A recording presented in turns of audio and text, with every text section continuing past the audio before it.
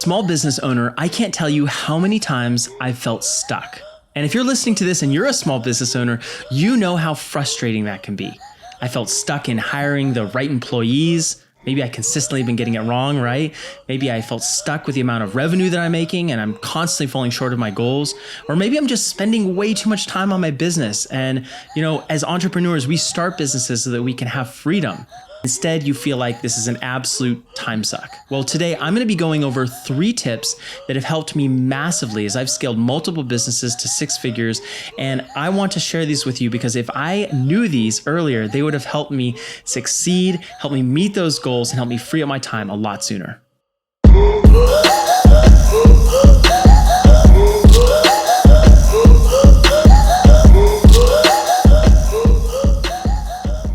What's up, everyone? My name is Jonathan. I'm the host here at the Jono Show. We have a wonderful podcast where we interview some of the best entrepreneurs and hear the stories of how they built and transformed their businesses. We also have tech reviews. We have mindset reviews. We have so many different incredible videos for business owners, for entrepreneurs, and for folks who are really passionate about meeting their potential. I'm so passionate about meeting my potential, and the journey of entrepreneurship has been so fun for me. And so that's my passion for creating these videos. So if that resonates with you at all, if you like some of the content that we are creating that's on this channel here, please consider subscribing as we grow this channel. It has been such a fun journey so far, and we'd like you a part of our community.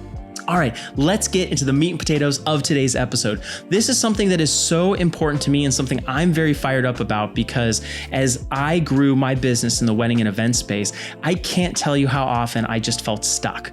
I felt like I never was making any progress, and years would go by, and I've been in business almost a decade now, but years would go by and I really would feel like I was not making that much progress. Now, of course, with a little bit of perspective, you do realize you are making progress, but whether you are just starting out in business or whether you've been in business for a while and maybe you're reinventing yourself or pivoting, right? The hot word of 2020 after everything that's happened in the world, you might be feeling stuck. You might be feeling like there's got to be a faster way. And so for me, these 3 tips were something that really, really helped me increase my business. Now, these tips will work for you whether you are a masseuse, whether you are an artist, whether you're a photographer, whether you have a product business or a service business, whatever type of business you have, these 3 simple tips will help you increase the amount of revenue that you're able to make. They will increase the amount of employees that you're able to have. They'll really help you take whatever you're doing and get it to the next level. So for me, again, these things were invaluable and I can't wait to share them with you today. Tip number 1 is discover your superpower. Now, you might be saying to me, Jonathan, you sound like a crazy person. What are you talking about with this superpower nonsense? Well, this is not just some fun, catchy buzz phrase or word or something like that I made up. No, this is actually you using self-awareness to understand what can't you not do? What are you so passionate about that if you don't do it, you're just going to explode? Right? And sometimes we do these things without even realizing it.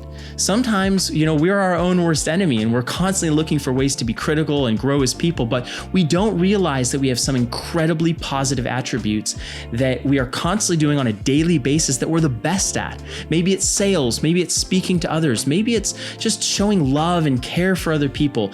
Maybe you just have a great eye for, someone who has a lot of potential, but it's unrecognized, right? There are so many different talents and so many different superpowers, right, that people have. And so I would encourage you today to spend some time, spend a couple of minutes, even pause this video if you'd like, and think about yourself. Think about the wins that you've had. Think about the things that people have said to you that they've commended you on, that they've encouraged you on, that they've noticed you doing that has made a huge difference in your business.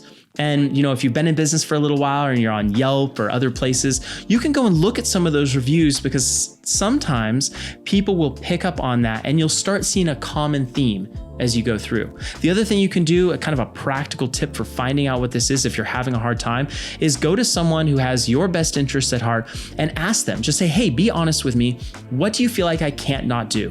What am I always doing? What am I passionate about? And what do you see constantly coming through in the work that I'm doing? So that would be step number 1, just making sure that you understand yourself, your superpower, and what you bring to the table as far as your organization goes. Step number 2 is delegate. And don't just delegate to anyone, delegate to experts. Now, I can hear your thoughts already. You're thinking, well, people are hard to find and I tried that whole virtual assistant thing, and maybe I looked at a couple of people on Fiverr and there's a language barrier, or no one really understands how I like to do business. I've been there. I understand all of those excuses, that framework, that mindset, but it just slipped out there. I said it, they are excuses, because I promise you, there are people out there that are passionate about doing the stuff you hate. There are people like that, I promise. And maybe it's not stuff you hate, but maybe it's just stuff that you're not good at. And that takes a huge level of humility.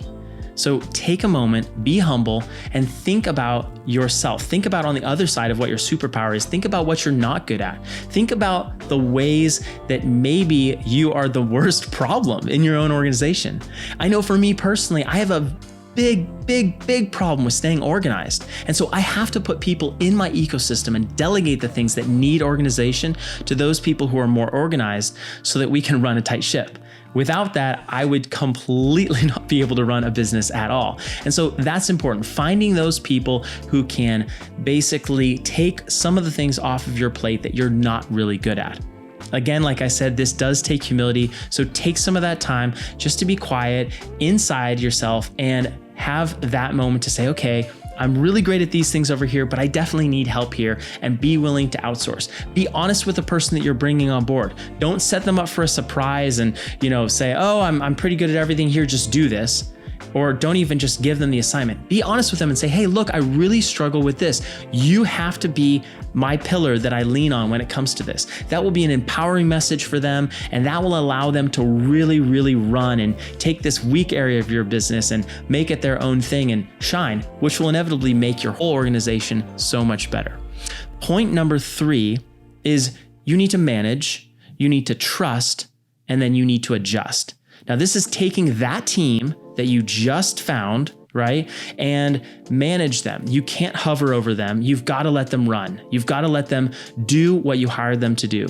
You've got to give them the freedom to make mistakes and realize that mistakes or failures aren't fatal.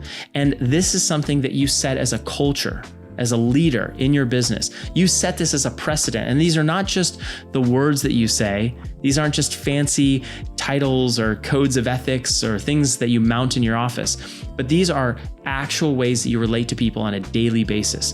You're going to encourage them to try things, encourage them to bring the best that they have to bear. And if they make mistakes, it's okay. It's not going to be the end of the world. You can, figure it out with them and get to the next place. So that's the managing component. And you've got to trust them. You've got to realize that if you hire the right person, give them that faith, give them that trust that they're going to actually do everything they can in their power to win for you. If you truly did hire an expert, give them the simple respect of letting them do the job that they hired, and don't get in their way. As business owners, I know it's so easy to get in the way of your employees. You want to have your hands in everything, and it's because you've been there since the beginning. It's your baby. It's something you're so passionate about. And I know I've been there. I want to check every email, and I want to look in every inbox, and I want to have my hands and eyes on everything in the business. But at a certain point, you've got to trust yourself that you made the right hire. Let some failures happen, let some mistakes, some learning, some training happen, but you've got to trust the people that you hire. And then of course, adjusting, right? Taking everything that you've got and analyzing it and saying, is this working? Is it not working? What do we need to adjust? How can we adjust it? And how can we get to the next level? And sometimes this requires more humility of just going back to the drawing board and saying, look, I thought my superpower was this. Turns out it isn't, right? I thought that I hired the right person. I delegated correctly. Turns out I made the wrong mistake.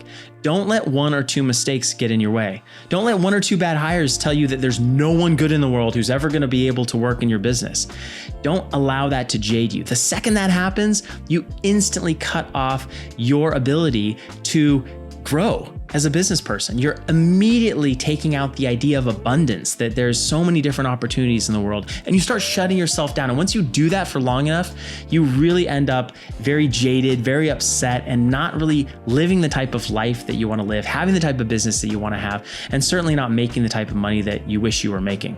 So that is a very cursory overview of 3 tips that have massively helped me scale my businesses, the businesses that I've been lucky enough to run with some absolutely incredible people, and even how we're running this channel. right? It's something I'm passionate about. I love helping business owners scale. And so if you found this information valuable, please subscribe to the channel. Make sure you have that alert notification turned on because, YouTube's always changing their algorithm. And so by doing that, it just lets them know that you want to see more of the content that this channel is pushing out. And if you haven't already, please check out the podcast interviews we do. They are so much fun. We talk to everyone from sex therapists to people who worked with Elon Musk and the Pope, and just such a huge, incredible variety of people. So I'd love for you to check that out.